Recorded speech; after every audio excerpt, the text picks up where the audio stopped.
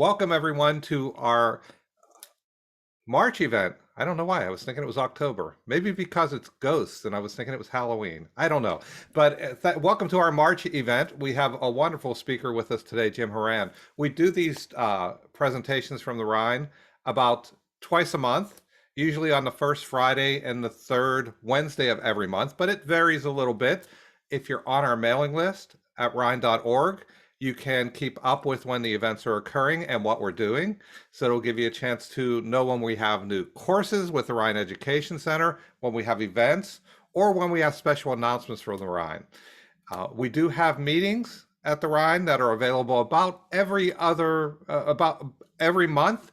We have meetings on the first Tuesday of the month. We have the Psychic Experiences group. We have a group that meets on dreams on the third Monday, and we also have a group that meets on remote viewing. Check the Rhine website for more details on all of these things.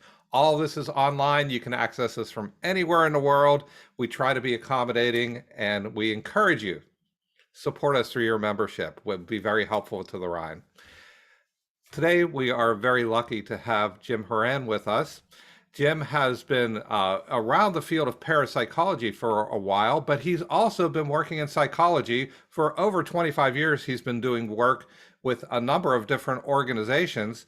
He has published over 150 articles in different areas. He's been profiled on TV, on BBC, the Discovery Channel. He's been on the Today Show, any number of places.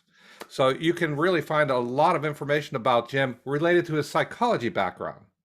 But back in 1998, he came to the Rhine for the summer study program, and he must have gotten a taste for parapsychology because he's been working within the field of parapsychology and been doing some amazing work over the last few years. He's on the editorial board for the Journal for the Society for Psychical Research.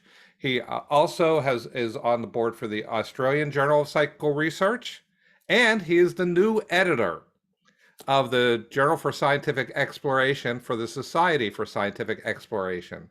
We're really lucky to have him with us today. I'm really looking forward to learning more about what he's been working on. Jim, thank you for coming. My pleasure. And I have to correct you on something, John. I was actually in the summer study program in 1989. Oh, so my goodness. It's even worse than you think.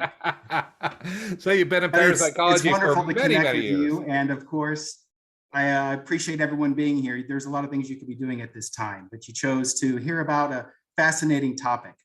So let's kind of jump in.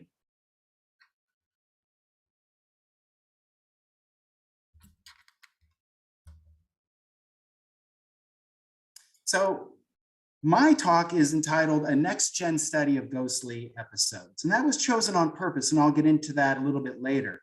But as you look at this slide, you might think, wow, this is kind of cold and clinical, not exactly what I was expecting from a ghost presentation. So maybe this is more of what you were expecting. For me, I got involved in this way back in 1976 when a very, very younger version of myself was given a gift by my parents. It was called The Golden Book of the Mysterious.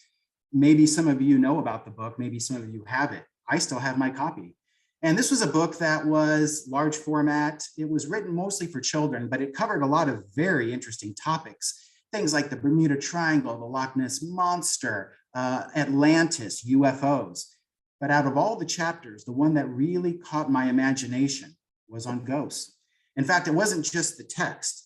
There was an image. In fact, the very image you're looking at right now on the left-hand side was the only image that was put in the chapter. But this stark rendition of this phantom, this apparition standing in the middle of the graveyard captivated me. I couldn't take my eyes off of it. And that image was burnt into my psyche. And that spurred my interest ever since. So out of all the different types of anomalous phenomena, and I'm interested in it all, this is one that has grabbed a hold of me and not let go since 1976.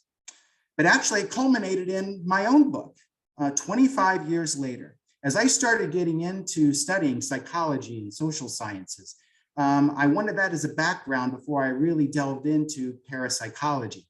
I thought I needed that working foundation to build on. And I was exposed to all sorts of wonderful researchers, people that I considered mentors. And I had a chance to bring those people together in 2001 with the publication of an edited book with my dear friend and mentor, Renza Lang. This was a book that was basically an academic textbook. It was about 13 chapters and it was broken out by different subsections. The first subsection looked at hauntings and poltergeists from a sociocultural standpoint, social science, history, anthropology. The second section of the book looked at these experiences from a psychological standpoint. And the last section of the book looked at it from a physics and an environmental perspective. That's why the book is subtitled Multidisciplinary Perspectives. And it was my first chance to try to bring together all of these professionals that I looked up to that had all these different points of view. And I tried to see how they all interconnected.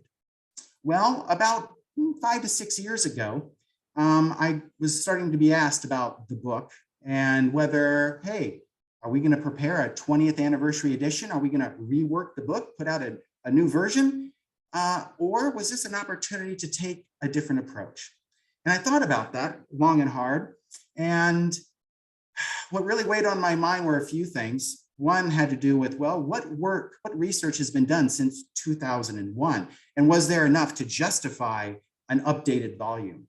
But I guess on a more emotional level, the fact was that some of the contributors like Michael Persinger, historian Ronald Finucane, and William Roll, well-known parapsychologist, and maybe the father of poltergeist research, these individuals had passed away. And I just didn't know if I could do another effort like this. I don't know how I could put out another version of this book without their participation. So instead of rehashing what had already been done, I thought about taking it on from there.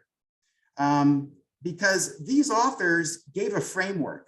You see, these authors were academically diverse, but they all seemed to recognize that what these episodes were, whatever was really going on, it was an interactionist model. Remember, I said that the book was actually organized by 3 different themes: sociocultural, psychological, and the physical, the environmental. So I thought that we could take another look at these, building on the observations and the insights of those 13 authors who didn't see these as separate silos of variables, but rather that these 3 collective factors were working in tandem. So rather than segmented, we probably are dealing with a phenomenon that looks more like this. And there was the opportunity. So rather than just rehash the old, I decided that maybe it was time to pay homage to what we had done, but in a new way. And that was to start a new research program that took a fresh look at these same variables. But since what has been happening since the publication of that book in 2001, I didn't want to do it alone. One, I couldn't. I don't have the bandwidth. I also don't have the areas of expertise. And I'm a big believer in multidisciplinary science, what I call participatory team science. I believe that the viewpoints and the efforts of a team will always beat out the efforts of a lone individual. And here was no exception. And so I wanted to build a team, a ghost gang, so to speak, that would look at this topic from fresh perspectives and then try to stitch it together. And so I went about setting up certain criteria for people that would be part of this team. I knew I wanted it to be an international team. Usually in the world of ghost hunting, let's say, you have people that are based in the UK, and you also have a big community in the US. But it's not always clear how often those groups talk to one another. So rather than have it being centric on one geographic region or the other, I wanted to bring together a holistic global view. I also wanted to bring people together that were cross-disciplinary, that had different academic areas of expertise, and that could leverage mixed methods versus just one approach or another. I wanted a very diverse, large toolbox, so to speak. I also wanted the team to be inclusive from an ideological standpoint. In other words, I wanted team members that were at different points of the belief spectrum. And that could do a couple of things. One, it was basically a series of checks and balances. It was a way to keep the group in check, to prevent groupthink, where it was just getting overly skeptical or too much in the believer camp. I wanted there to be a series of checks and balances. So in a way, this team was an adversarial collaboration. We didn't always start at the same starting point about our approach or belief in parapsychology, but rather we wanted to play off each other's strengths and perspectives. And then also I wanted to be entirely data-driven. I didn't want to go into this project trying to confirm or deny the parapsychological aspects to these experiences. I wanted to understand them as a behavioral phenomena. And I wanted that to focus on model building and theory formation.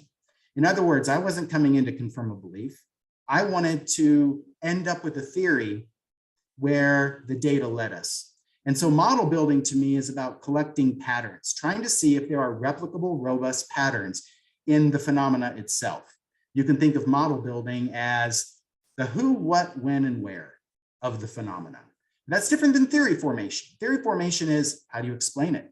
You may see these patterns, but what's causing those patterns? Now you're getting to interpretation and attribution, the how and the why. And that comes later. Before we can have an interpretation, we need to understand what are we even dealing with here from a cold clinical behavioral standpoint. And so I put together a team of 4 other individuals.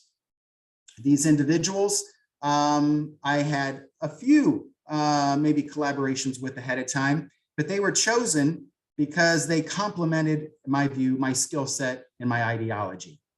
Brian Lath, Karen O'Keefe, Ken Drinkwater, and Neil Dagnall. Now, Brian and I happen to be based in the US. The rest of the guys are based in the UK. Now, any one of them could be doing this talk today, so I thank John, but I think he actually asked me because, well, look at them. I think I have the nicest hair of the bunch, but I think we can all agree on that. Actually, one thing that the Ghost Gang agreed on was that we were going to tackle 4 different questions. 4 different questions in a series of studies that we would publish, and then at the very end, try to stitch together. The first question gets back to basics. What are we dealing with? What are the signs and symptoms of a ghostly episode? Think of it this way. How do you know you're in the presence of a ghost? How do you know you're living in a haunted house? How do you know that you're in the middle of a poltergeist outbreak? In other words, what are those signs or symptoms that people point to that tell them something weird is going on? So think of it as signs or think of it as symptoms, but the way I think about it is what's the phenomenology that we're dealing with here? And phenomenology really deals with the contents and structures of experience. In this case, there's 3 aspects. The contents, what exactly are people reporting? The individual events or anomalies. 2, what's the structure of those anomalies? How do they relate to one another, if at all? And then finally, what are the nuances in those patterns? Does it depend on people or the setting? What's going on here? So that is a broad encapsulation of what I call phenomenology. And that's important because if we can effectively model these anomalies, then that implies that the phenomenology itself can be measured in a standardized way. That gives us a point that we can all build on. Because to me, good science starts with good measurement, and we have to be able to have a working definition, an operationalization of the phenomena themselves, the signs and symptoms of ghostly episodes. So how do we go about it? Well, we did a scoping review. We looked at the literature, both in parapsychology, as well as some of the work that's been done in this area in mainstream psychology. We looked at the tools that people had used, the checklists, the questionnaires. We looked at the ways that researchers had interviewed witnesses and what the witnesses had said. We tried to get a sense of what was the range of signs and symptoms people were reporting. And 3 major findings came from that effort. Number 1, we found 32 consistent signs or symptoms. In other words, regardless of whether the case was historical or modern, whether it happened in the UK or the US, whether it seemed to involve a haunted house or maybe a poltergeist kind of episode. Wow, people kept referring to the same 32 item pool of signs or symptoms. And those signs or symptoms seem to form 2 categories that I call subjective versus objective anomalies. I'm using the word anomalies here to mean that these were signs or symptoms that seemed to be weird to the witnesses and that they didn't have an immediate explanation for. So let's just call them anomalies. But some of them seem to be subjective, others seem to be objective. And I'll explain what that means in just a moment. But as I said, these SO anomalies, the same pool, these same 32 different signs and symptoms seem to transcend, seem to span different cases, regardless of whether they spoke to a ghost, a haunting, or a poltergeist. And of course, to parapsychologists, these three different types of phenomena might mean something very specific, but to the witnesses, they seem to be describing the same signs or symptoms. So rather than I refer to them as apparitions or ghosts or haunts or poltergeists, I right now collapse them all and refer to them as ghostly episodes, an anomalous episode that seems to have ghostly connotations. And as I said before, the different range of those signs or symptoms span what we would call subjective versus objective. And at first glance, these would seem to be very distinct categories. On the subjective side, you can see these as maybe psychological perceptions. I'm talking about anomalies that are experienced typically by a given person and that may not be perceived by other people, even that are nearby. Apparitions, mysterious odors, the onset of emotional displays, weird bodily sensations. These are things that seem to happen to a given person that maybe didn't happen to others, even if they were present. So those seem to be very subjective types of events. And those would seem to be very different than objective events, which are more physical rather than psychological. I'm talking about things like object movements, electrical disturbances, weird audio visual effects on media, bodily images that other people can clearly see, or maybe mysterious fires. So these are things that are not just psychological. They're not just a person's opinion. You can clearly measure these things and other people can share in that measurement. So these 32 signs or symptoms seem to form two different categories of experience, S&O anomalies or subjective versus objective anomalies. But as you applied analysis to those different witness reports, something very interesting was found. Now, there's all sorts of ways you can analyze qualitative data, but if you take that qualitative data and you convert it into checklist formats, was an experience present or was it not in the confines of a given case? Then you can apply some very advanced statistics to understand the structure, how those different anomalies relate to one another, if at all. And the version that I use, the mathematics, is known as modern test theory. Now that's different than most statistics that people in the social sciences or even parapsychology use, which is known as classical test theory. And oh my God, even the name sounds old. Classical test theory. The professional community of psychometricians that build assessment tests like the GRE, the MCAT, and the LSAT, assessments that have real world implications. So they have to be very strong in their reliability, their validity, and protection against response biases. Those types of applications never use classical test theory because we've known it's been outdated since 1960. Instead, professional psychometricians use a class of statistics known as modern test theory. And if any of you ever suffer from insomnia, here's what you do. Go to Wikipedia, type in modern test theory, and start reading. You will be asleep in about 5 to 7 minutes, unless you're a technical geek like myself, unless you're a data nerd such as myself. Then you're going to really understand that, oh my goodness, what we can do with statistics nowadays is quite amazing. We can tease out to understand whether certain items actually form scales and which items form low levels, medium, and high levels of a certain construct.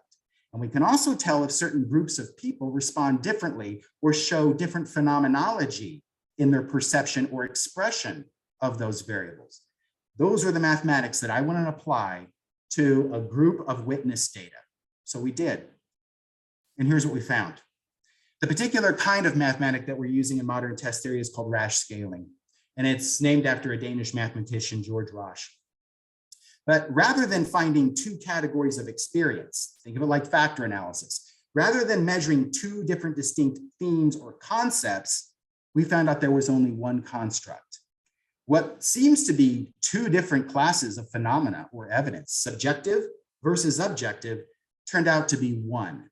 There's one factor model, a unidimensional model that accounts for both subjective and objective events at the same time. Those anomalies, however, are not created equal, not at all. Rather than all being spread along a continuum, they form a ladder or a staircase. In other words, they form a hierarchy, a statistical hierarchy that defines a probabilistic model.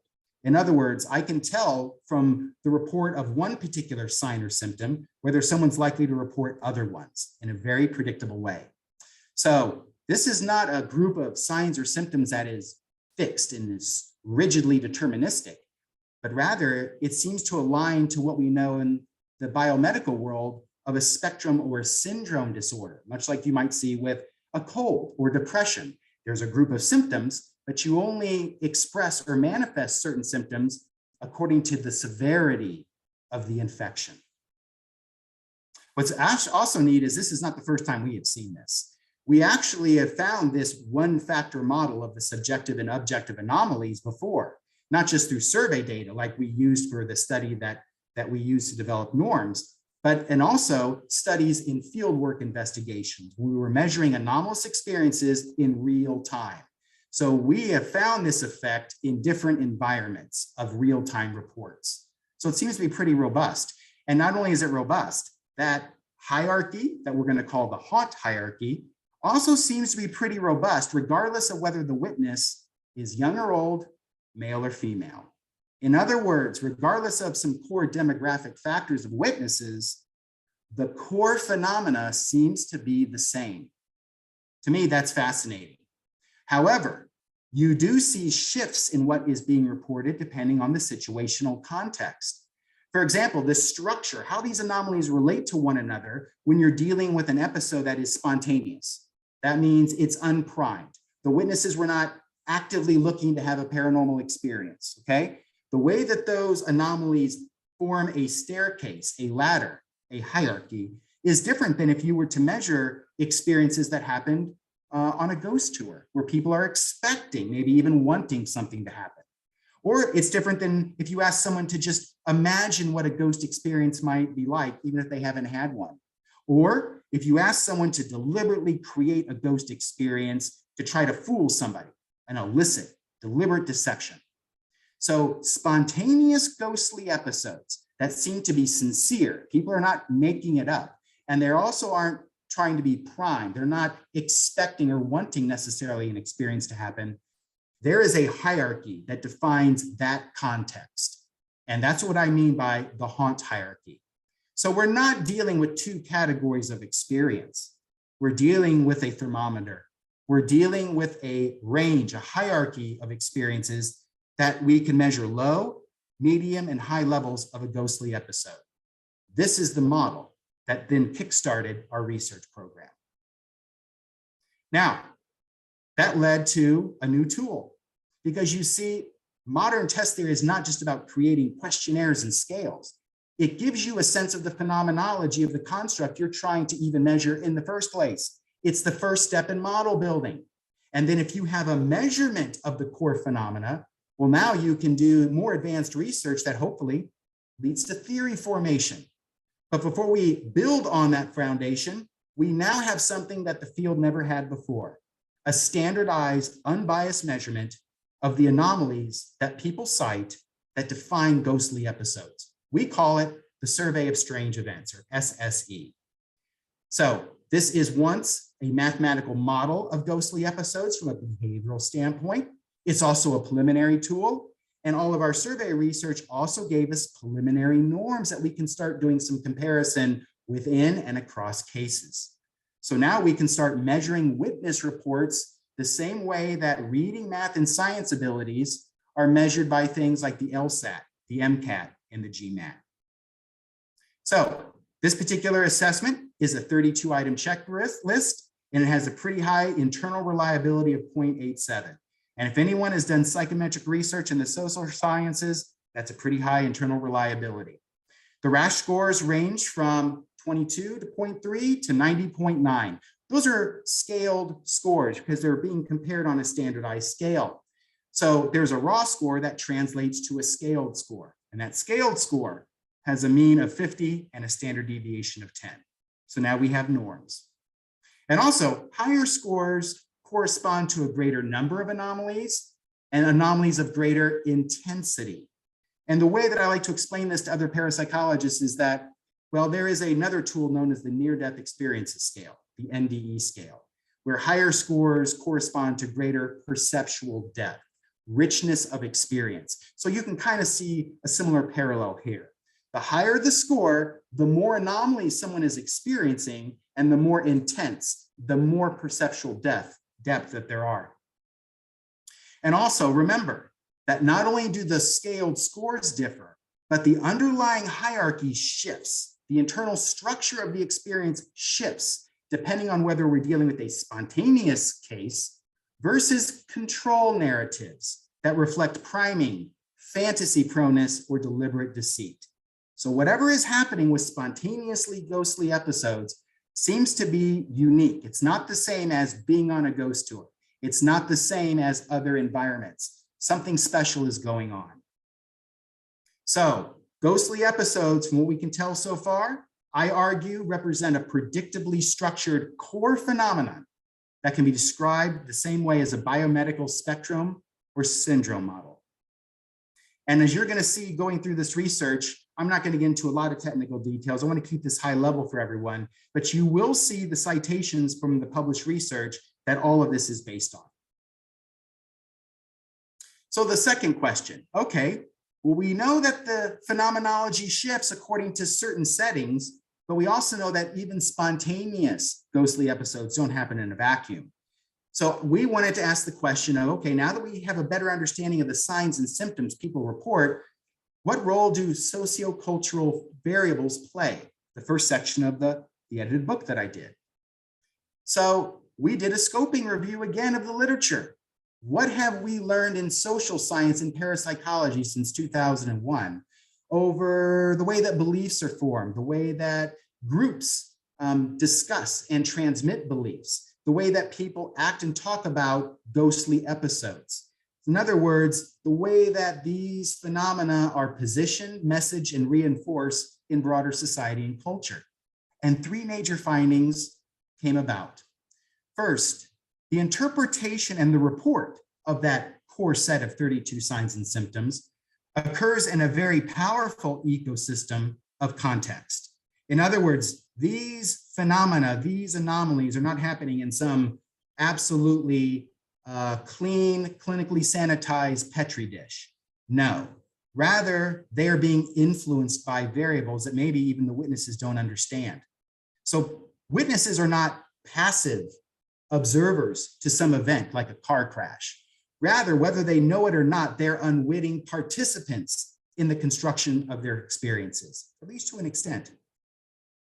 And so rather than let's look at these as ghost accounts or ghost stories, the better way to think of witness reports is narrative constructions that are built and conveyed.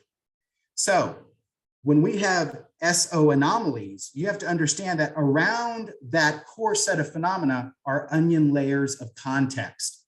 And onion layers happen at the individual level, moving out in concentric circles to broader culture. So a person is also going to interpret and report these same sets of anomalies according to their pre-existing paranormal or religious beliefs, according to the social group or identity that they belong to, which might reinforce their personal beliefs and religious variables. It also will change or be influenced by the context or the situation in which they have the experience. And also, you can't take these experiences and these reports out of the context of the culture in which they occur. So there are various onion layers of context that can influence the interpretation and the report of that same core set of 32 signs and symptoms. And the way that we explain this is through what we call the VAPIS model of ghost narratives. In other words, ghost narratives reflect some internal dynamics, the way that the interpretation and the report of those anomalies is being influenced, and the malleability that goes along with that. And in our literature review, we distinguish 5 different dynamics that were impacting on ghost narratives. And not just impacting on ghost narratives, but also the way that ghost narratives impact people in return. You see, I got interested in ghosts, not because I had a personal paranormal experience, but if you recall at the beginning of the presentation, it was because I read about other people's experiences, other people's reports. That engaged me too. So there's something about just these ghost narratives as a narrative construction that is very alluring, very engaging, that has a great, very powerful brand personality. The same way people are drawn to Amazon or Apple products. There's something about these narratives that just grips people, whether or not they have the experience or not. The narrative alone will do it. We can account for that with 5 different variables. Number 1, the V in VAPIS stands for versatility.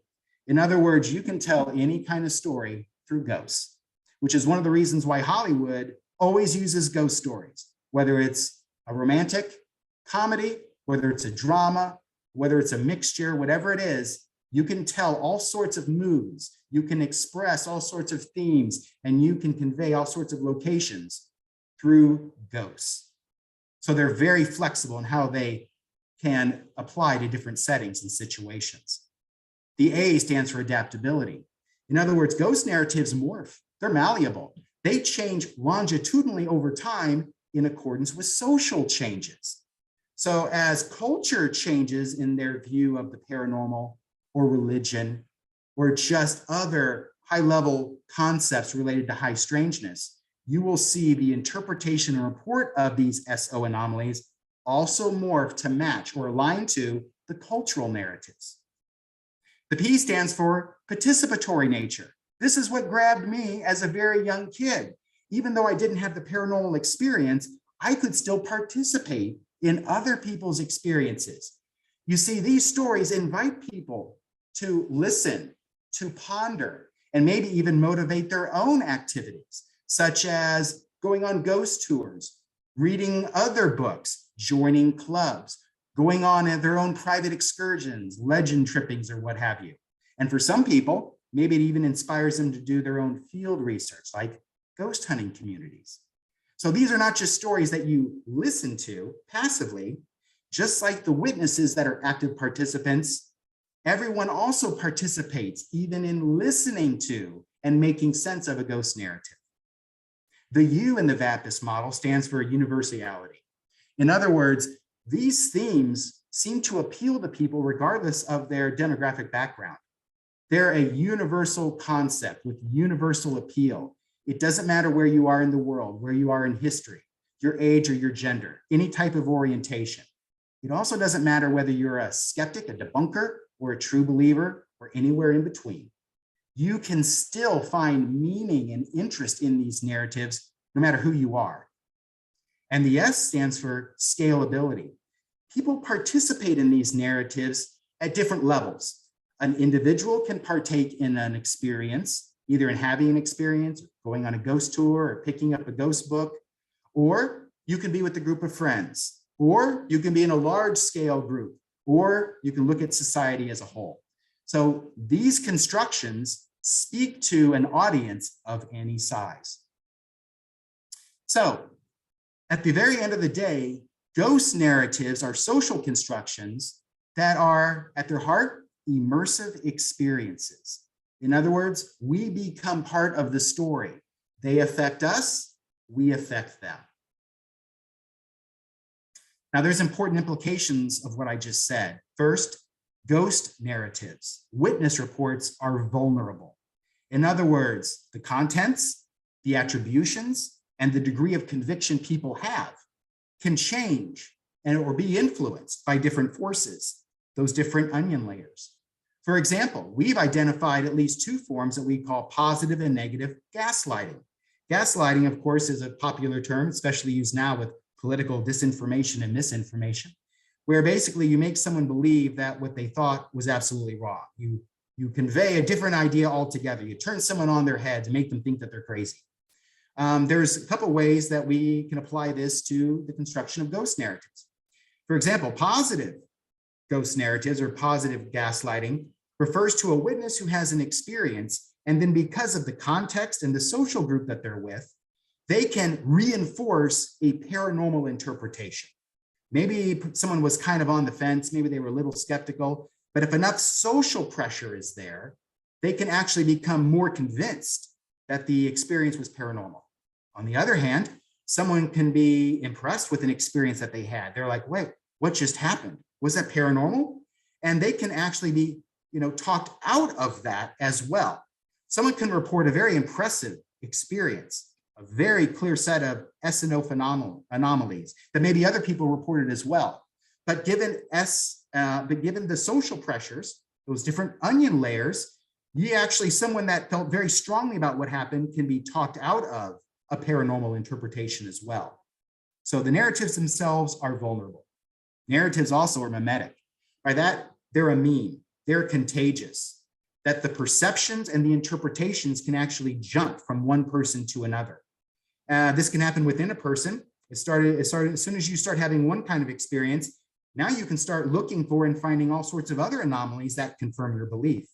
And people can see that, and they can also start looking for evidence for or against. So ghost narratives, their contents, their structure, and the interpretations also can spread like a contagion. Narratives also are territorial. The identity and the meaning and the conflict that comes around these experiences is pretty predictable. People usually have strong beliefs, and they defend those territories because it's not just about do you believe or not believe, but that your approach, your interpretation, and your conviction also reflects who you are as a person. And in some cases, your identity as a religious person or not a religious person. So you start seeing factions develop, arguing over what these S&O anomalies really mean. So now you start seeing skeptics versus advocates. You even start seeing people that are general believers start arguing too. There's right now some adversarial conflict between professional parapsychologists and amateur ghost hunter groups. So people start getting into fights depending on where they are in their attributions. And finally, this haunt hierarchy doesn't just happen in paranormal contexts. If social forces can help dictate the interpretation, then social forces can also reinforce other interpretations other than paranormal. And in fact, our research has shown that the same set of 32 signs and symptoms of ghosts occurs in situations that aren't interpreted as paranormal at all. One is with children in how they report some of their imaginary friend experiences. So sometimes you might be thinking, oh, they're in fantasy play. Other people might think, oh my goodness, are they interacting with the ghosts? Well, from the children's standpoint, their experience draws from that same pool of 32 signs or symptoms, but they're giving it the interpretation of an imaginary friend. And usually that's a very positive thing, unlike scary haunted houses. But there also are adult experiences that are non-paranormal that are very concerning, and they're known as gang or group stalking experiences. This draws on techno interpretations. In other words, we're bringing hauntings into the 21st and beyond century, where people feel like they're being watched, that people are in their house, that there are forces that they can't see that are operating against them, that are moving objects in their house, that are causing things to happen. And rather than attribute that to spooks or spirits, they're attributing it to things like satellites, government organizations. So they're seeing malevolent forces that are tied to earthly sources, not paranormal ones, but they're drawing on the same set of 32 signs or symptoms. So as you see, whatever this haunt hierarchy is, whatever this core phenomenon is, it happens in context outside of parapsychology. So just as a basic disclaimer, if you're going to study these experiences, casually or seriously, you need to understand researching ghostly episodes is a contact sport. It is not a spectator sport. You got to be prepared for that. So the third question we wanted to know, now that we have a sense of what are we dealing with, how do sociocultural variables seem to play? Well, what variables come into play in the psychological realm? So we also did a scoping review. And this is really driven by a classic conundrum that parapsychologists have been talking about for decades. This question of why do some people seem to have ghostly experiences and others don't? Well, we conducted a large online study of what we called haunters, people that report these experiences versus not. So what's different between witnesses and people that don't report these experiences? And we measured these individuals on a number of different psychometric variables that were guided in part by previous research. We looked at their state and trait anxiety.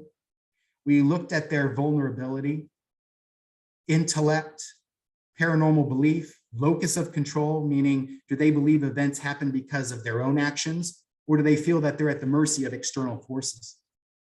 We looked at fear of the paranormal, rational engagement, experiential ability, experiential engagement, and transliminality. Transliminality is a technological jargon for a variable that refers to how easily psychological material, ideas, information, emotions, and cognitions flow into and out of conscious awareness.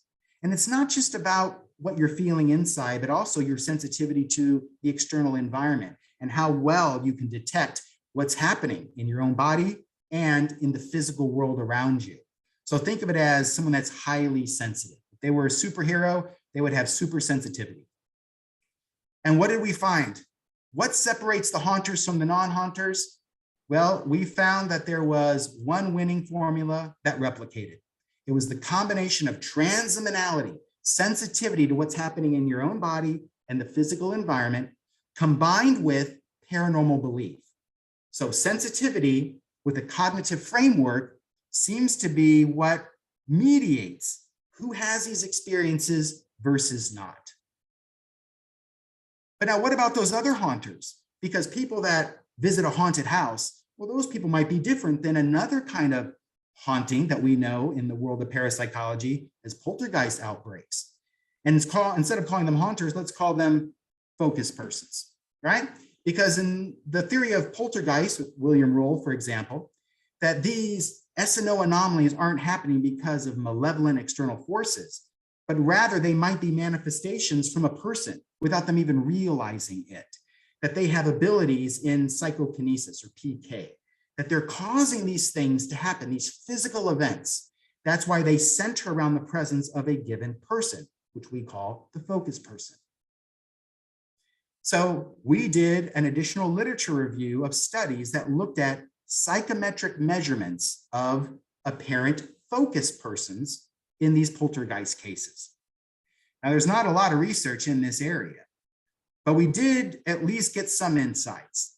One is there's this popular notion that's called the Carrie myth, okay? That's taken from the 1977 novel by Stephen King, Carrie, where you had this teenager. She was going through a lot of distress in her life with her mom, with her peer group, and she was at the school prom, and this terrible group of friends, who she thought was friends, played this horrible prank on her, and she unwittingly unleashed this amazing psychokinetic display and caused all these amazing things to happen in the physical environment.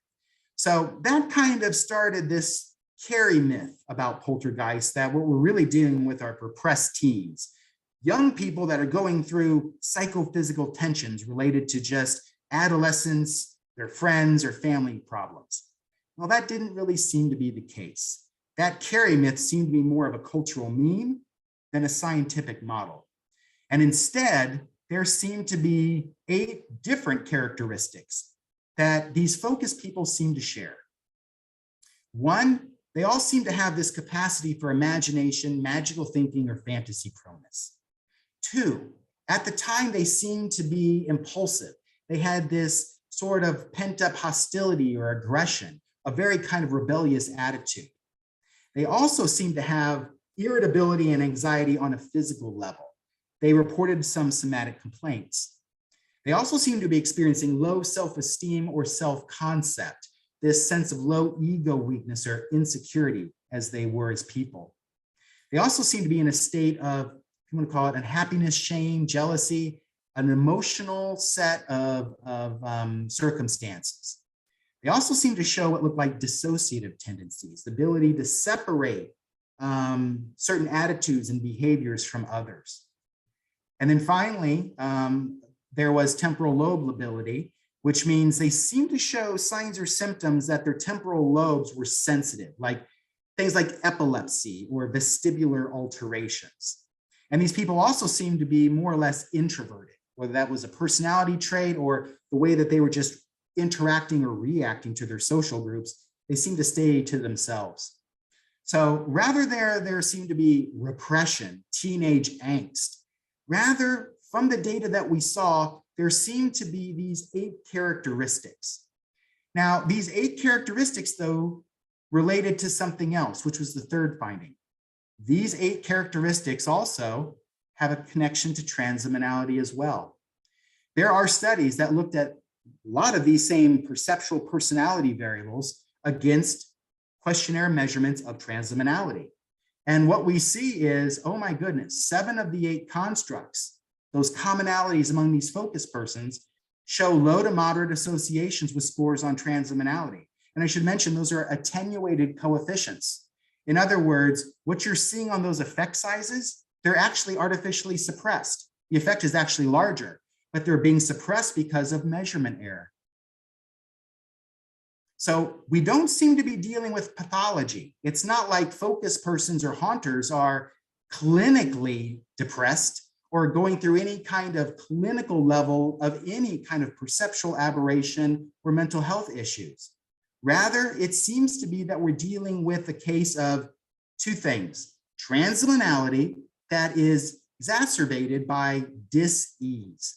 Dis-ease, where a person's in a situation or a setting where their normal sense of ease is imbalanced. That can be either in a negative way through distress, in other words, negative stress, or it could be imbalanced or disrupted through positive stress or eustress. But pretty consistently with focus persons, it's related to distress, negative stress. But we do seem to see also in the available literature that even the psychology of focus persons aligns to a transliminality model. So we have a sense a little bit about what do people report, the sociocultural influences over the interpretation of those core phenomena.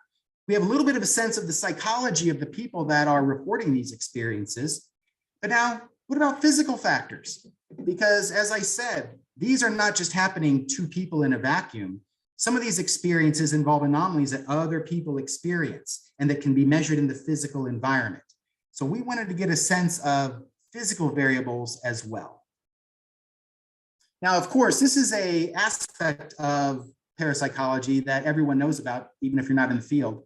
If you've turned on a TV show, or if you've been on any podcast, or if you go online, you're going to see some sort of ghost hunting program. These are not necessarily parapsychologists, but these can be well-meaning amateur investigators who usually are using all sorts of fancy looking gadgets. But unfortunately, their use of these gadgets often is sensationalized. They use the gadgets because, again, this is the VAPIS model in action. Oftentimes those gadgets, even if they don't know what they're doing in using them, they serve as props in a ritual, serving as props in a narrative construction. But parapsychologists and those in the social sciences and biomedical sciences have used environmental measures to find out what's going on in certain settings that seem ghostly. Now, that may seem odd, what I just said, that actually people other than parapsychologists are interested in haunted houses. But actually, there's a whole list of keywords that anyone can go to, type in Google Scholar or ResearchGate, and you will see that all sorts of scientists, from mainstream social science to biomedical sciences and also general consciousness studies, are studying that relate to haunted houses. They're studying haunted houses known by other names: sick building syndrome, mass psychogenic illness, place identity and attachment, the evolutionary nature of creepiness, extraordinary architectural experiences, and what are known as sacred or enchanted spaces. These are actual keywords. Go look them up, and you will see that these researchers are studying the same sorts of phenomena, the same sorts of perceptions, but in a context other than haunted houses. And when we looked at that literature, it made a nice augment to what parapsychologists were doing since the publication of our first book in 2001. So we conducted another literature review on what have we learned on the physical factors in these phenomena from an environmental perspective, or what people in the mainstream world would call enactions, this person-environment biodirectional process.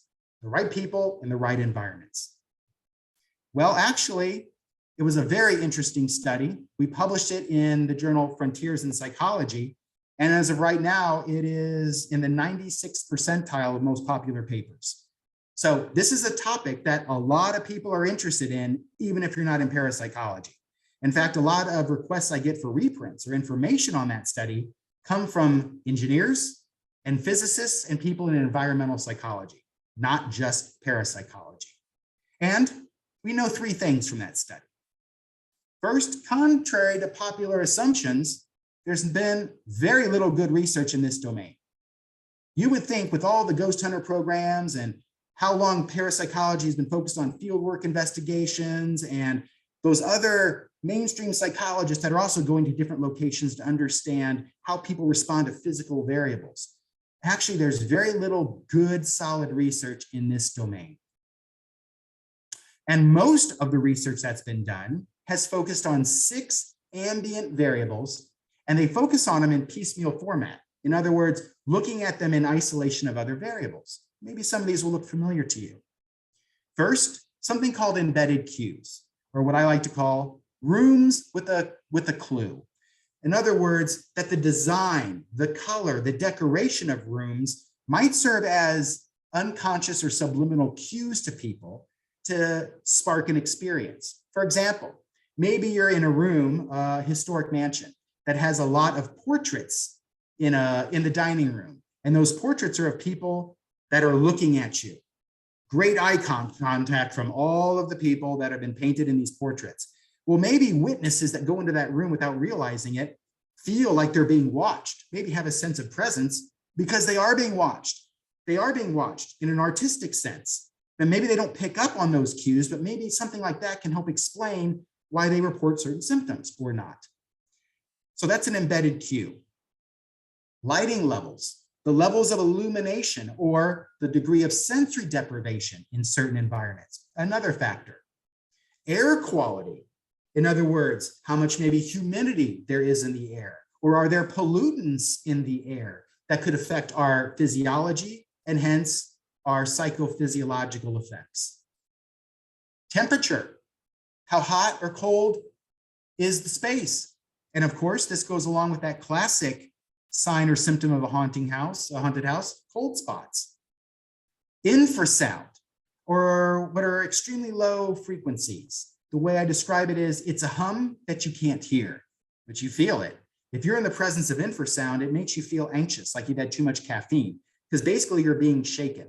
But you don't always know where it's coming from, but you do have that sense of being unsettled, and that can cause you to feel very anxious and maybe even get a sense of foreboding. Electromagnetic fields, probably the most misunderstood variable in the amateur ghost hunting world.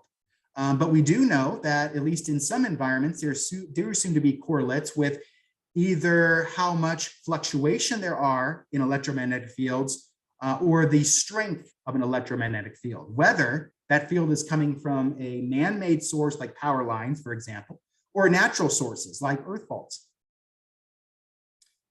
So here's the thing that we found, fascinating to me, that when you look at the onset and structure of reports, they mostly show null or inconsistent effects. The items that I just listed, those physical variables that are in white, oops, sorry. There we go, psychokinetic ability right there. The items in white showed null effects, meaning there didn't seem to be, when you actually test the idea, the theory, the hypothesis, did you see that variable actually correlate with ghostly experiences? So embedded cues and temperature, based on what we know so far, don't seem to be physical factors that correlate with the experience. The items in that blue, well, those show either inconsistent or weak effects, that sometimes you might find lighting levels to be a correlate, sometimes air quality might be involved, sometimes infrasound could be implicated, and sometimes electromagnetic field activity could be happening. But overall, there is not a good sense that physical variables are a great catch-all explanation. which disappoints a lot of skeptics, or I should say debunkers, who like to think that, oh, it's the environment. Haunted houses mean people have haunted brains, and you go into certain environments and you scare yourself. And you're only going into environments that fit the mood, that have the vibe, that feed into that ghost construction, that narrative construction of you're in the presence of paranormal phenomena. No, doesn't seem to be that way at all. Physical factors seem to be involved maybe in some cases, but as a blanket explanation, we don't have evidence for that at all. But on the flip side, we haven't really tested the hypothesis in a fair way. There hasn't been enough good studies to put the environmental psychology hypothesis really to the test. So in our article, we make a few recommendations. First is we want to just emphasize the fact that environmental research on ghostly episodes is sparse.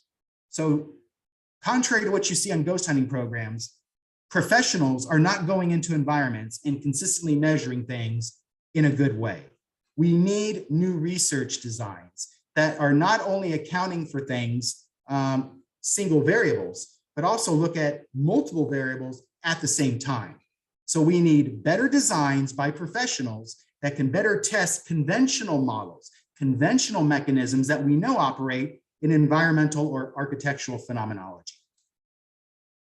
So we recommend that future studies need to happen and focus on 5 issues. First, we need to have more consistent and precise measurements of physical factors in the environments. Okay, and these have to be done by people that know how to use this equipment. So, and we shouldn't just be focused on discrete variables, but also look at these variables as they relate to one another.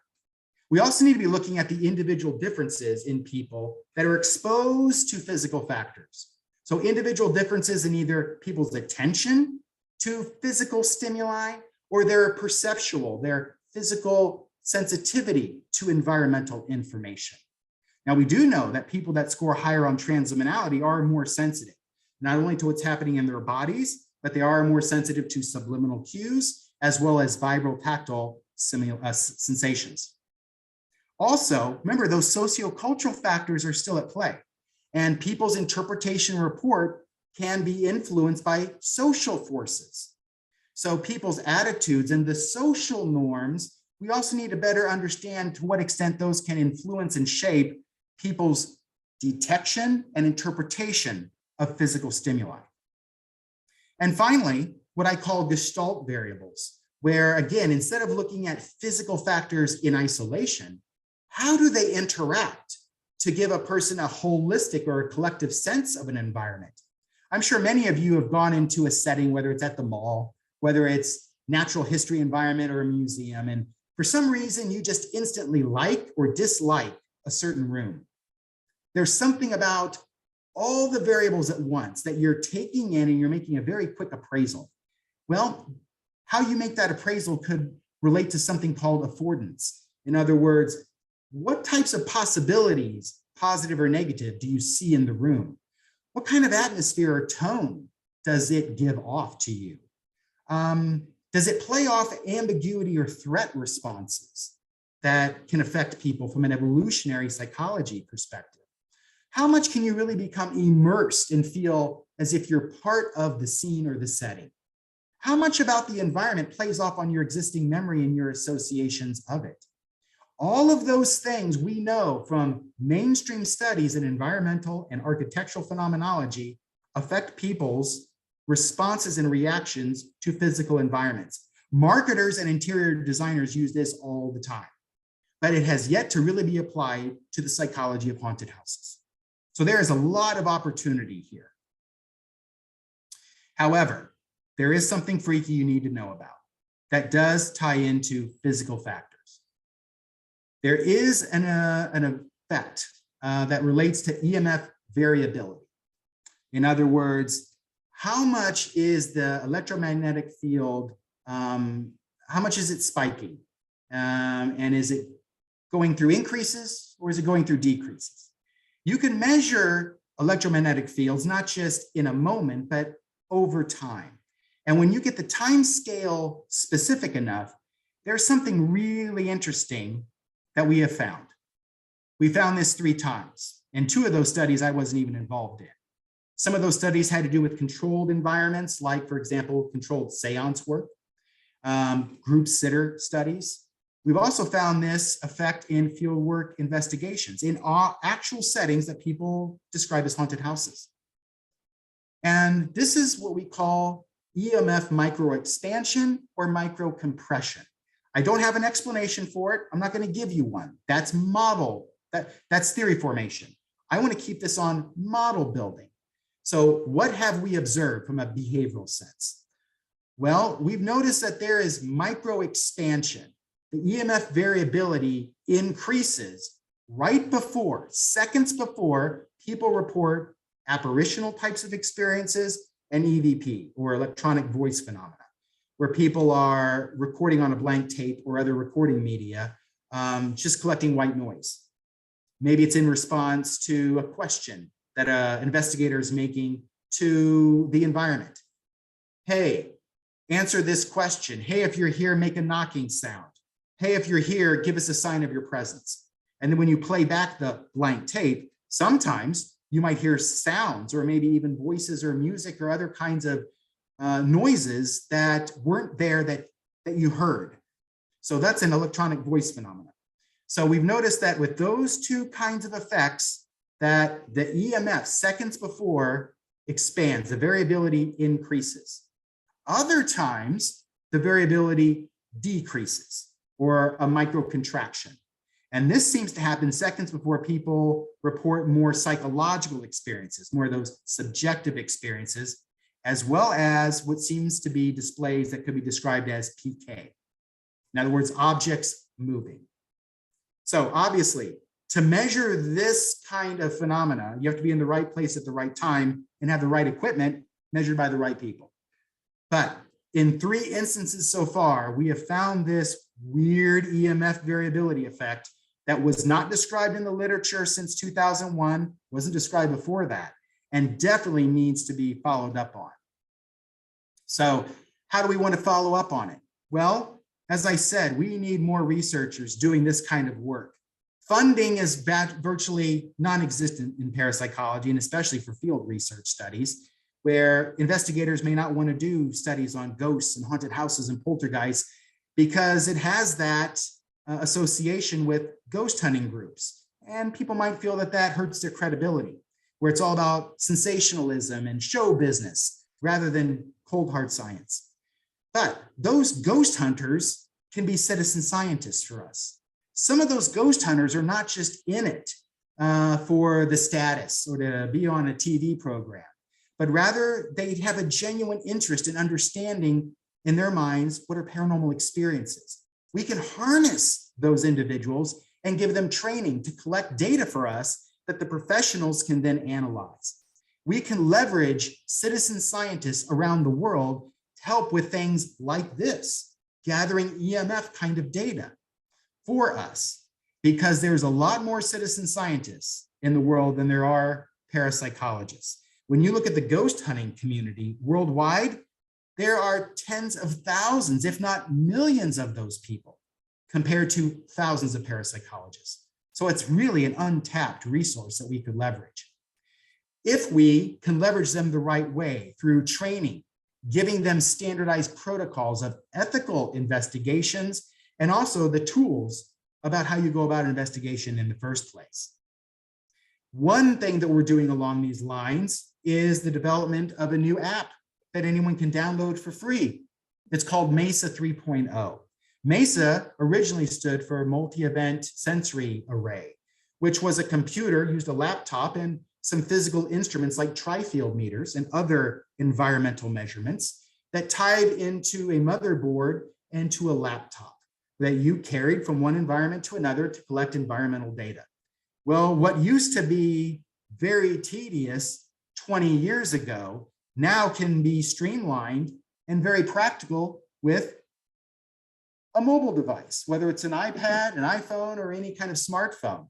A downloadable app that replicates the original MESA system, but now we call it the Multi-Event Sensor app.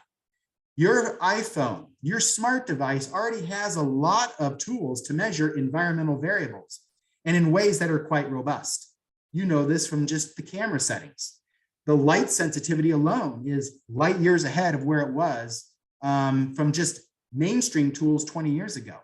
So we can use mobile devices in ways that we couldn't at the time of the very first book in 2001.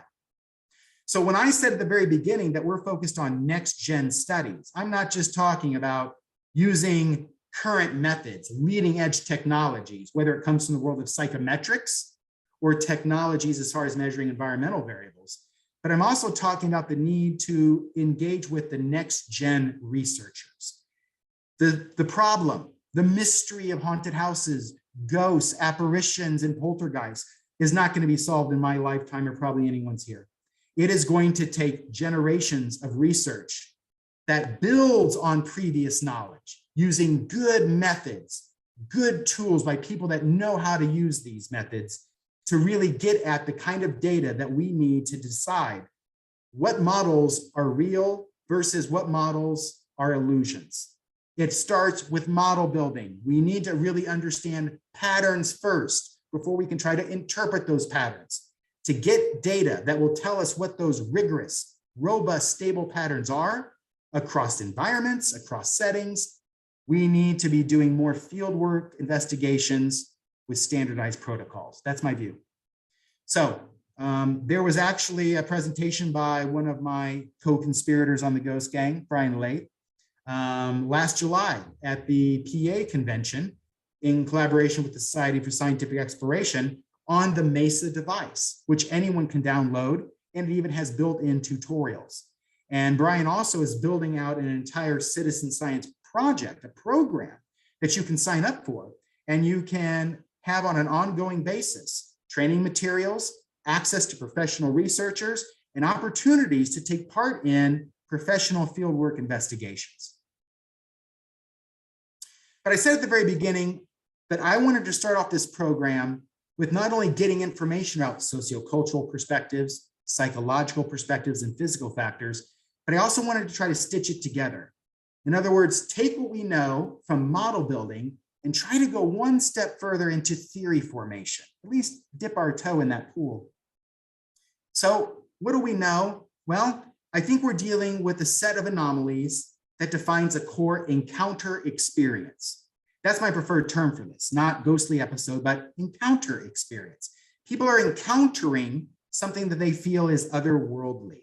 Now, the interpretation, what that otherworldly agent is, can change. One person's ghost is another person's demon, angel, elf, fairy. It could be all sorts of things that is the agent of what's causing those anomalies. But there seems to be a core encounter experience, because at the end of the day, a ghostly episode is a collection of 32 mini encounter experiences. And we now know that those experiences happen to a certain kind of person. They're not random. They're happening to a certain person. And we're trying to understand under what conditions do they manifest. I'm trying to stitch all of this together into some sort of cohesive framework, one that I call Haunted People Syndrome, or HPS for short. This is a phenomenon that I'm not going to say is parapsychological. I'm going to keep this in the boundary of just behavioral science. But I believe it's a phenomenon that's at the crossroads of belief and boundary structures, transdimensionality and paranormal belief. I'd like to say that name Haunted People Syndrome is mine. It isn't. It actually took inspiration from an old book by Carrington and Fodder called Haunted People.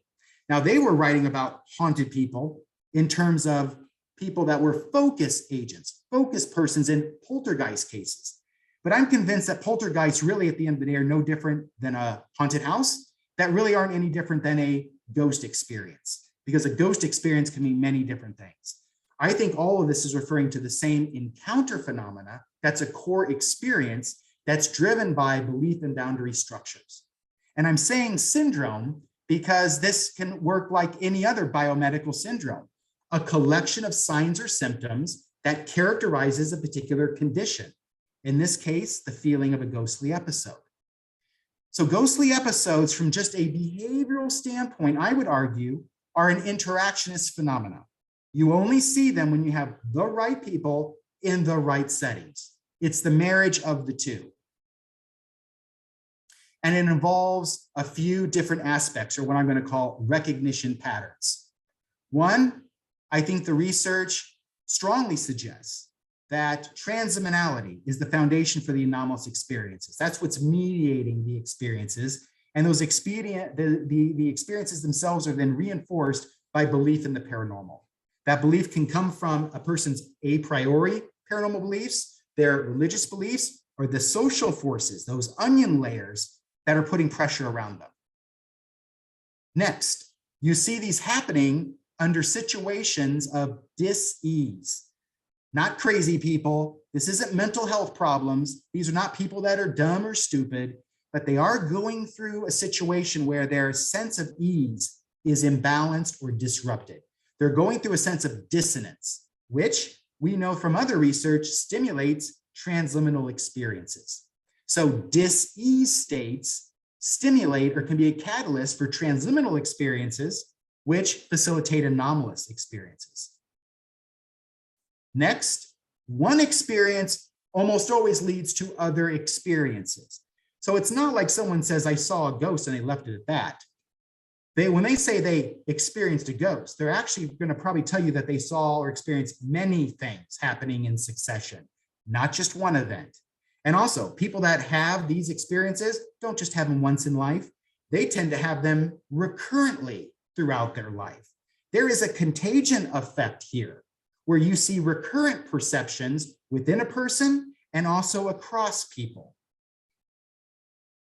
Next, the biopsychosocial context that the witness is in really dictates in large part the attribution they're giving to it, okay? If you are having a set of unusual experiences, these SO phenomena, and you're having them in an environment that looks like a haunted house, you're gonna think it's a haunted house. If you have it in a Buddhist temple, you might think you just had a mystical connection with a deity. Context matters. The interpretation someone gives to it that reinforces the experience almost always matches the biopsychosocial context of the witness. In other words, you can't separate the events from the setting.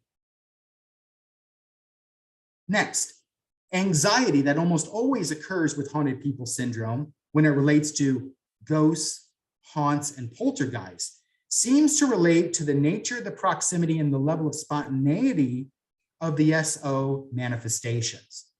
In other words, sometimes the phenomena themselves are inherently threatening. I had a scratch. I hear a very threatening voice. Maybe a mysterious fire started. Those events are just dangerous, okay?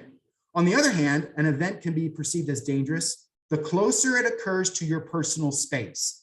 Seeing an object move from a distance is not the same as seeing an object move right in front of you.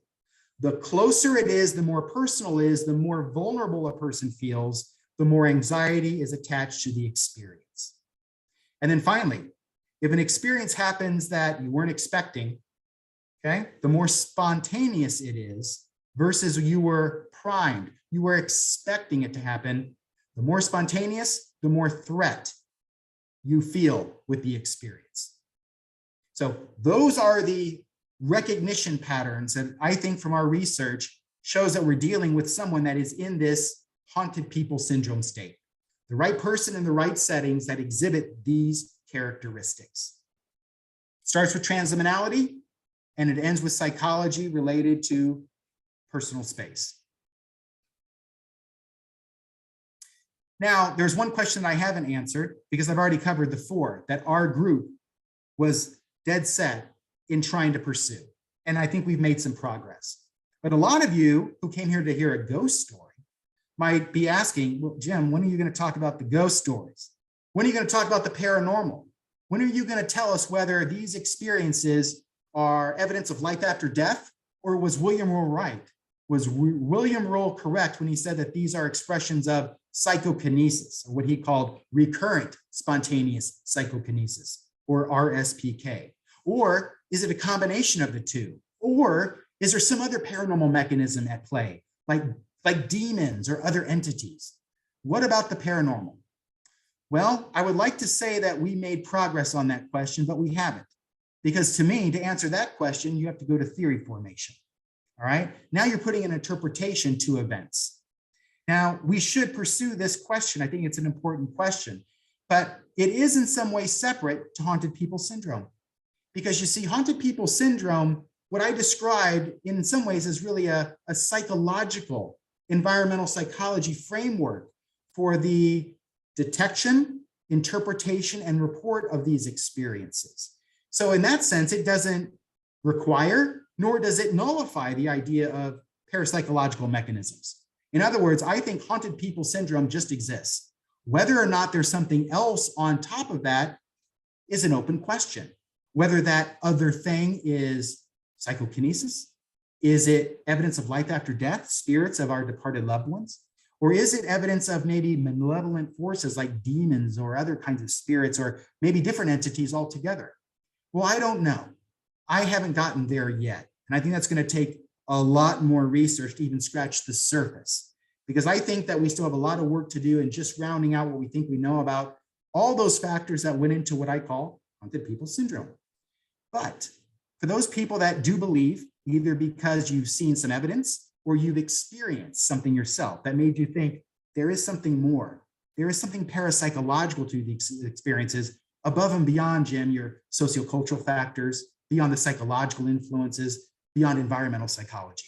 And you could be right, because transdimensionality and belief, those two things that facilitate who has these experiences versus who doesn't, well, those also correlate with outcomes on experimental tests of psi. So it very well could be that the same characteristics that make us sensitive to what's happening in our bodies and the environment also make us sensitive to other kinds of information in the environment that is parapsychological. I just don't know yet, but it's a fascinating question that I really want to pursue. And so what started for me in a book in 1976 that led to an edited textbook in 2001 is now turned into another book that doesn't duplicate my first edited book. It doesn't duplicate that multidisciplinary team effort, but rather I think it pays homage to what that first volume was trying to do, but then go forward in a new way, using new methods and new perspectives, and hopefully will engage the readers to the extent that they'll become citizen scientists. And so later this year, I missed the 20-year mark, okay, but later this year, our book by the Ghost Gang will be published. It's called Ghosted. That's going to outline for you everything that we talked about today, going into more detail. And it even goes into more detail about this question of the paranormal and how maybe you all can help in this quest to understand this other very interesting aspect. Because let's face it, we don't have a complete, comprehensive scientific explanation for ghostly episodes. Maybe we never will, but we never will get there without the help of, I believe, citizen scientists that can collect great data that professional researchers can analyze and start stitching together in more precise ways to help us really have a better handle on what are we dealing with here. So I want to thank you all for taking time to be with me today. You could have been doing so much other things, so that I really do appreciate. And I should say that I'm only one of a group. I'm just a spokesperson. And in fact, the Ghost Gang itself is just a core team that was supported by other people. Those various publications that we've done, well, that wasn't just us. We also reached out to other professionals in parapsychology and in conventional or mainstream sciences as well to help round out our areas of expertise and our methods.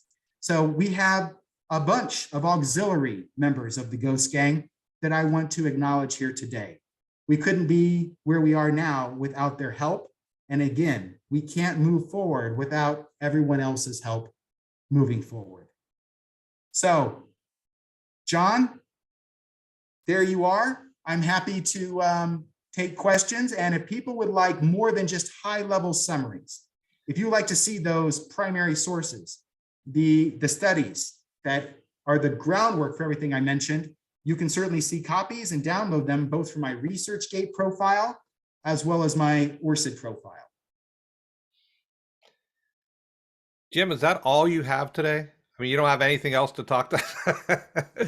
Yeah, that is, you really provided a great deal of information. Do you want to stop sharing now and we can come together and Yeah, talk a let me little bit? stop. Mhm.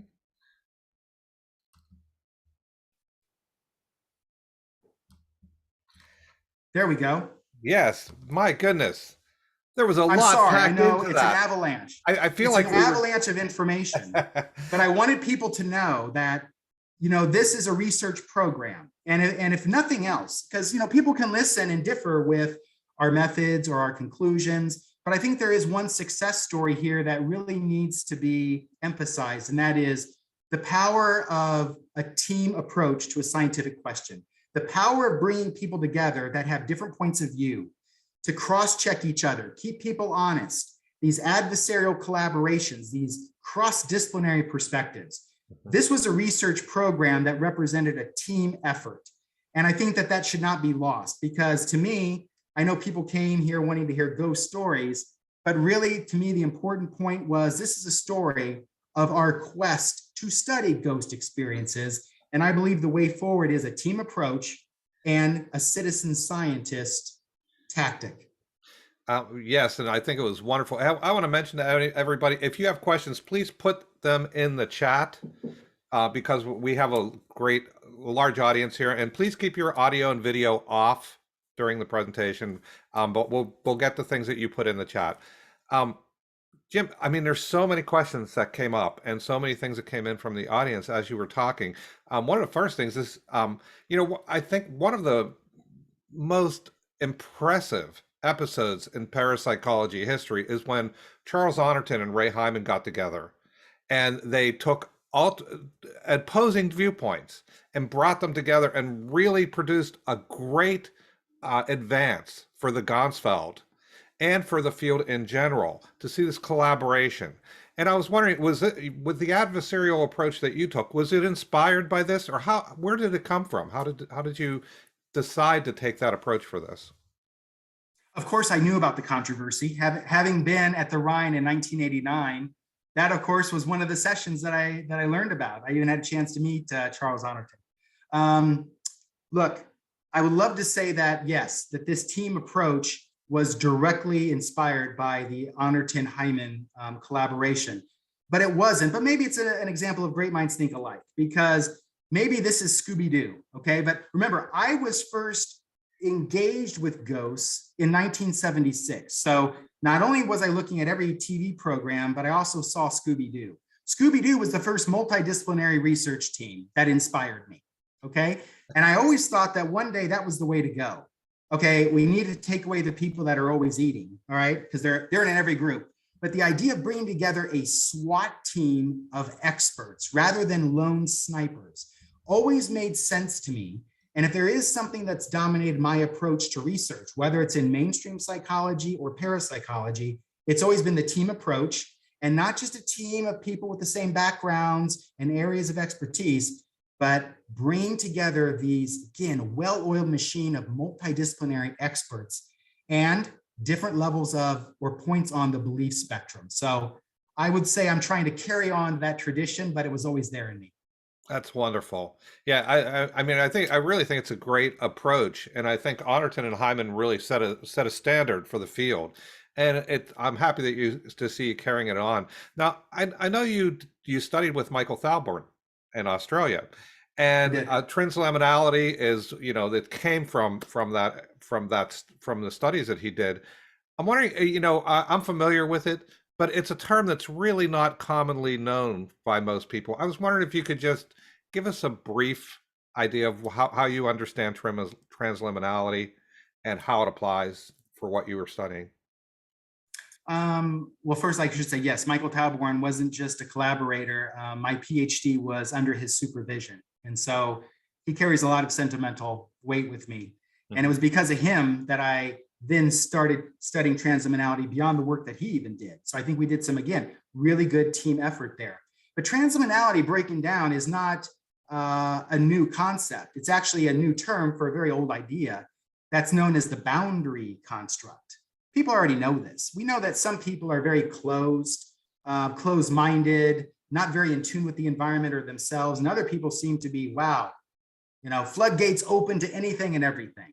All right. Transliminality means crossing barriers, crossing boundaries. And the way that I studied transliminality was to understand it in a psychometric sense. And through those studies, and those studies continue to this day, but through 20 plus years of research on transliminality, I think it is in large part brain-based. When I think transliminality, I think about the level of connectivity, crosstalk among different brain regions. And you can think of this in neurological terms as gating. For us to just focus and take care of our day-to-day lives, we have to screen out a lot of information on a daily basis, right? We have to, otherwise we would be experiencing psychosis if there is no boundaries to stimulation from other people, from the environment, from within ourselves. So when those gates are open in a neurological sense, that's when you see more flowing of information, mixing emotion with cognitions, and taking information from the outside, mixing it with your own psychological information. So you start getting a lot of things pooled together. Synesthesia, for example, hyperesthesia, deep imagery. So this notion that brain regions are talking to each other faster, and there's more sharing of information and also mixing of information. That's what transliminality seems to be. So we often talk about the subconscious mind and the conscious mind, and that a lot of information is stored in the subconscious mind, but only so much of it comes to consciousness because it's only needed. Only so much of it is needed. And Right. so, as I understand it, there is a theoretical barrier between the subconscious and conscious, and that there is a ability of porousness, or there's a porousness between the regions in this barrier, and a transliminality measures that form of porousness.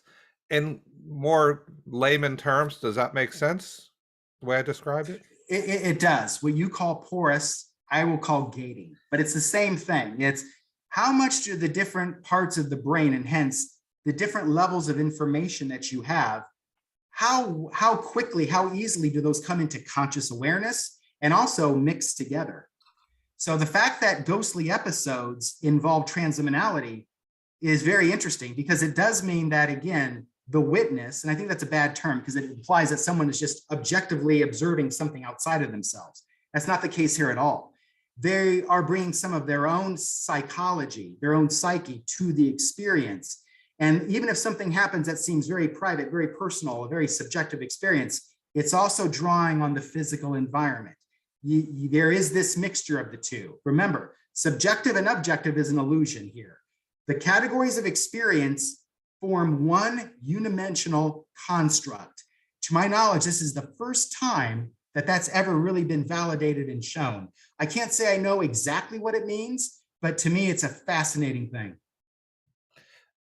Yeah, there are, I have to say, there are so many good questions that have come in that I'm having trouble kind of picking and choosing which ones to talk about. But, one of Give the me a things, hard question. well, no, this one isn't going to be so hard, but, you talked about ghost narratives and the ghostly narratives that people provide. And we all have narratives that we construct from all events in our lives. Whether it be going to see a sporting event, or going to or some friend who had like everybody has a Kramer friend who's like crazy and does wild things. And when you tell stories, it's always creating a narrative. How do the ghostly experience, are they similar, or is it different than what we might tell in our normal lives? Well, there's a whole field of study in linguistics dealing with narrative reality. It's basically social constructions of narratives. And so, yes, I think this is another expression of that. Although I think what's happening with ghostly episodes, there is still something uniform. It's not so subjective that everything is idiosyncratic, meaning everyone's experience is just absolutely unique. There is uniformity to what people are reporting, who reports it, and under what circumstances. And so that's why I say a spectrum or a syndrome model really captures pretty nicely what's going on. There is a particular set of variables, of signs or symptoms that are characterizing a condition. We can argue over what that condition ultimately is, but the syndrome model, I think, plays very well here. But at the end of the day, yes, all of our reality is a narrative construction. But I think that whatever the processes are and whatever those outcomes are, I think it is very much dramatized, very much amplified, given just the context of these experiences. So I always tell my mainstream friends, hey, you want to study concepts in anthropology and storytelling and myth making and social construction of reality, study ghosts, because whatever's going on, you're never going to find a more dramatic case study than these experiences. And you don't even have to be a believer, but just use the blue ocean of data that it brings to the table. And you will also advance mainstream psychology and the social sciences. And for all I know, the physical sciences too. Yes, and the universality of the experience is really, it's great, and it can be applied in so many situations. So a number of questions came up about the EMF, and I was wondering if this might be a time to bring Brian in as well. Yes, so I'm grateful that Brian Lath, one of my frequent co-authors, member of the Ghost Gang, the core group, I've asked him to join as well because he was the person that found this effect. And remember, I was only on one of the studies that talked about it. So Brian, if you want to give a little bit more color commentary, I appreciate it. Well, do you have a specific question for me?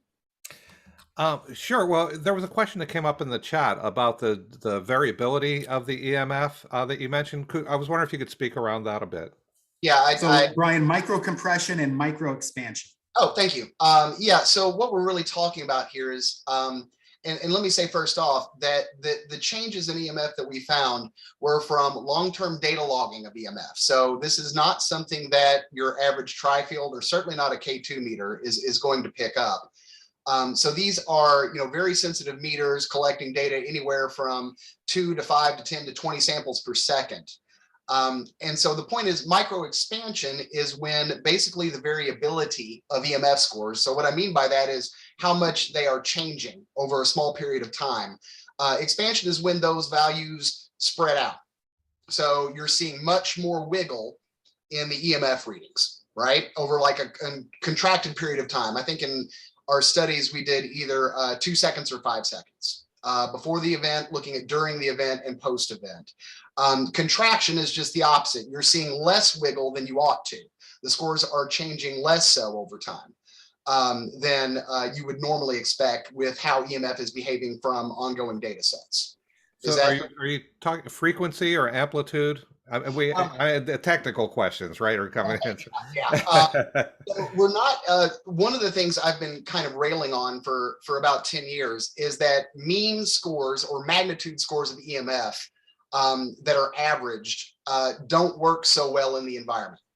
And the reason for that is because the nature of how EMF works as a field basically means that you will always have interference from the environment with EMF, right? So, you cannot, unless you're going to do a Faraday cage, you are not going to get a truly clean EMF environment. And more importantly, because EMF decays at such a fast rate to basically because of the inverse power law, a function of, something that's 100 milligauss, where you're measuring it, you go 1 foot, and it becomes a 10. And you go 2 feet and it becomes 1 milligauss. And so what that means practically, and this is kind of a big emphasis in general, is when you're doing field research, if you move that meter 1.5 feet, you suddenly could get a significantly greater mean EMF score.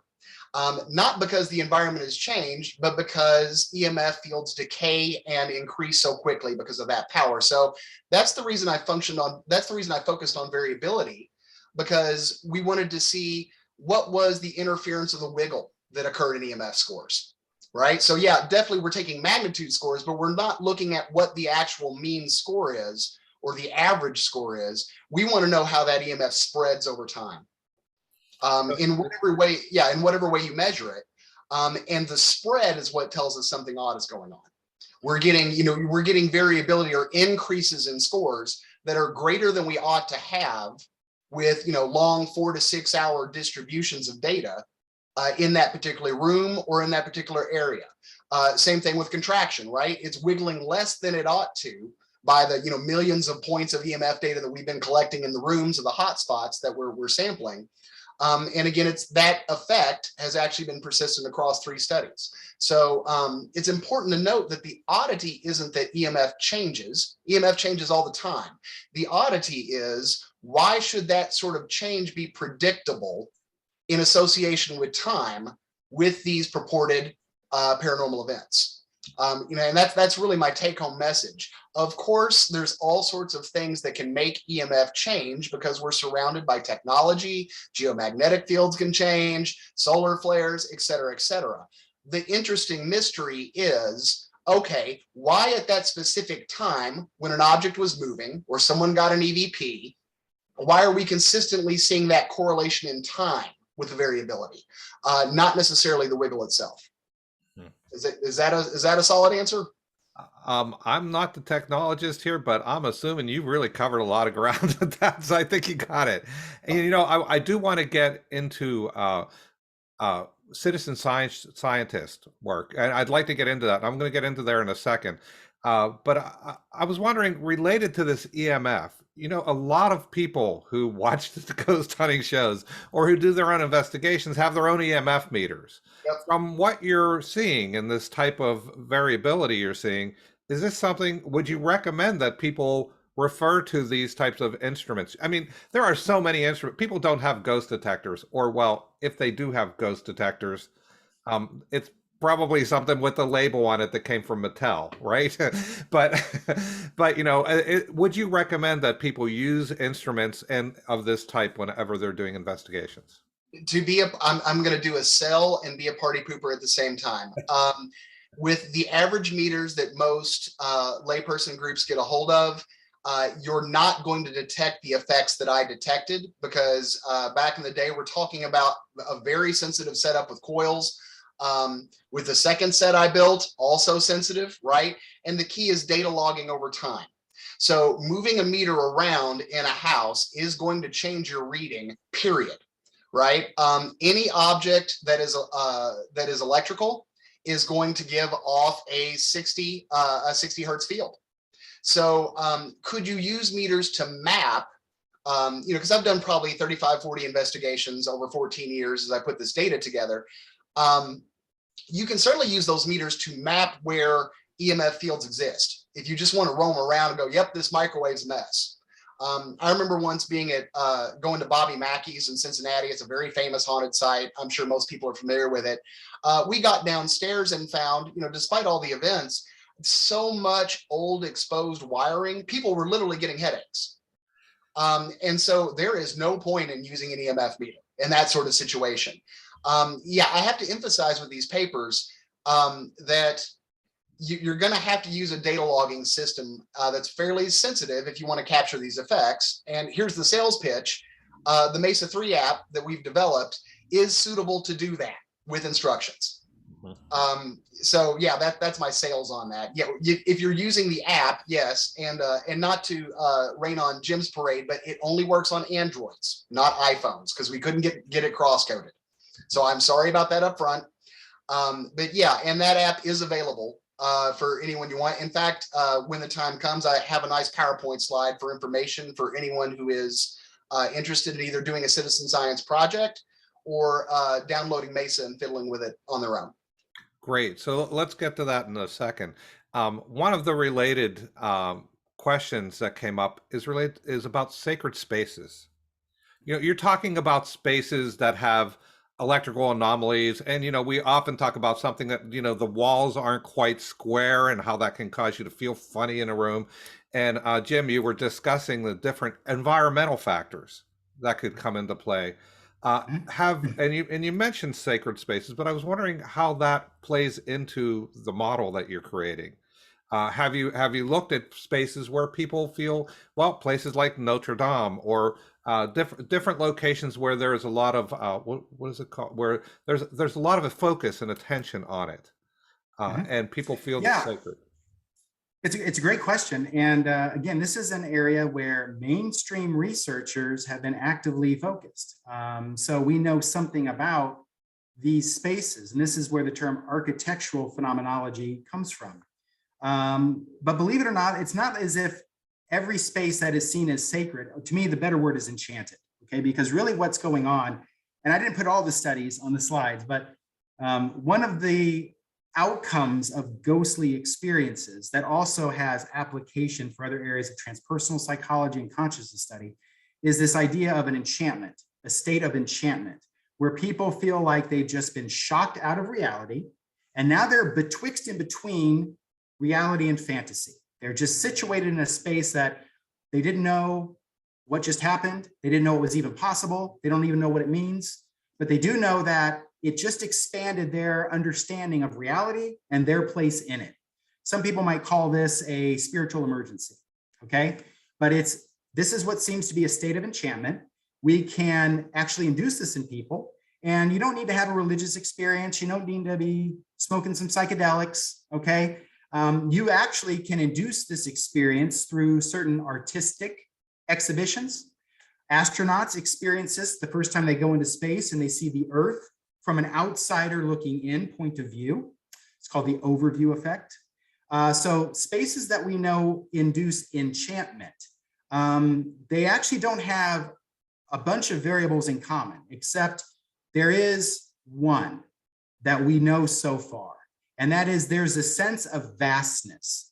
There's this sense where a person is having an aesthetic or a spatial experience where they feel small. They can feel small physically, or they can feel small in a existential sort of way. So if you're at Notre Dame, obviously, you're in the midst of something that's grand and vast. An astronaut suddenly is thrown into the vastness of space. That sense of being in the presence of vastness, and whenever possible, a sense of aesthetics, that seems to be a really good formula for driving enchantment. However, I don't need always to have a pretty space, and I don't always need to have a large space. I don't even sometimes need a space to induce enchantment. Runners, long distance runners can sometimes experience it. They call it a unitary experience of being, something like that, where it's beyond runner's high. They have a sense of connection with reality on a grand level, okay? It's almost like a psychedelic experience without the felony charge, okay? So you don't have to be in a paranormal context. You don't even need to be in a transpersonal context to have these kinds of experiences. And also, psychology works the other way. Remember, this is a two-way street. A person and an environment are always acting on each other. And one study that I published with one of the auxiliary team members was actually in an environmental psychology journal, where we took people to a place that should have induced a sense of calm and healing. And because it had a reputation for being haunted, the psychology, the expectation, the suggestion overrid what hardwiring should have been there for them to feel calm and relaxed. So psychology can sometimes trump environment as well. Mm-hmm. Yeah, and you were talking about sometimes you don't even need a place. There are also relics that can evoke this type of feeling, and they don't have this large, vast environment, but sometimes just relics can provide. And I remember I went up to Seattle and I saw one of Janis Joplin's shirts that she wore in concert, and it just struck me and gave me this overwhelming sense of her and who she was. It was the relic that brought this on for me. And I'm wondering how things like that, of course, there are relics related to ghostly episodes as well, and haunted dolls and things of this nature. And how do these spur the ghostly episodes? Are they part of the personality type that you're talking about, or the ghostly person syndrome? The haunted person syndrome, I'm sorry. You're asking a great question that's actually a Pandora's box. And for me to do it justice, I would need about 3 months. Okay. So let me. Well, just give me 2 sentences. The 2 sentences is the same personality structure that makes a person feel connected and be able to, in a very sensory way, an aesthetic way, and cognitive and emotional way, appreciate a setting, is the same psychology that also makes a fan feel connected to a celebrity. And so while you might not think a relic is a sense of vastness, actually it is. Celebrities in modern day society are like religious icons. And in fact, celebrity worship has gone up as organized religion has lost its influence. we're hardwired to worship something. And if it's not going to be a deity, it's going to be modern day celebrities. And when we have relics of them, memorabilia, autographs, photographs, or whatever, we have a sense of connection to the divine. So in some ways, it's no different. A great answer. You did it. You did it justice in just that short period of time. Great job. All right.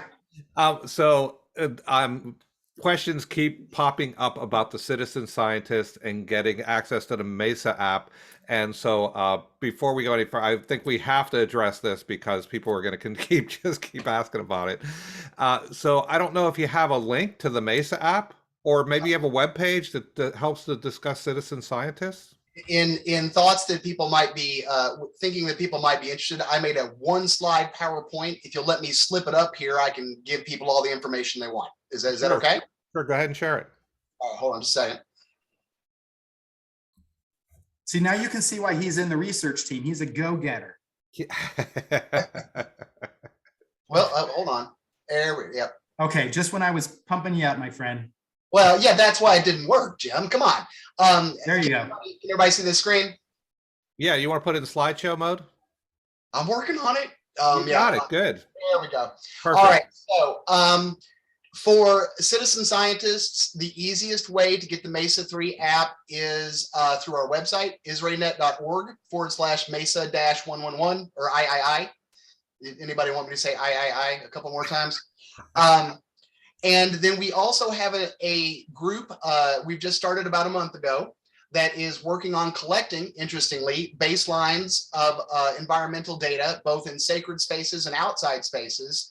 And that's under the Roundtable of Citizen Scientists, which you can learn about and join again on israelnet.org/roundtable. And then we have created a private social media network through Israel called citizenedgescience.net. It's new. It doesn't have a whole lot on it. And we are looking for anyone who wants to come and share information, data, use it as a place for their group to organize. And we're also posting a fair amount of research projects. Now, I want to warn everybody, this is new. So we're building it as we can build it. But we want anyone. We don't care if they're a believer or a skeptic. If they're interested in collecting data or helping with small research projects, we're hoping to get both parapsychologists as well as many lay people as possible to come and use this. It's free, right? So we're trying to create a standard format space, particularly given COVID-19 and everything going on, where groups can get together and work on stuff, post stuff, share data, design research experiments, volunteer for research projects if they're interested, and there will never be a charge to this site. I'm working currently on trying to recruit some more parapsychologists to even do some free classes. We've got a couple on there. Cindy Little's working on a research methods class for lay people. I've already put up kind of a what do we do with science sort of presentation, separating propaganda from what science really is. And you know, Cindy and I are not enough. So if anyone is interested in doing this sort of thing, you are welcome and we will help you, for lack of better words, because we want this to be a parapsychological community resource. And by the way, that includes if you're interested in UFOs, Bigfoots, or UAPs if you prefer, and or Bigfoot, we have a space for you here too. Any sort of edge science, any sort of anomalistics, come and join, bring in the people you want to bring, ask for help if you need it. We're going to build this hopefully together over time.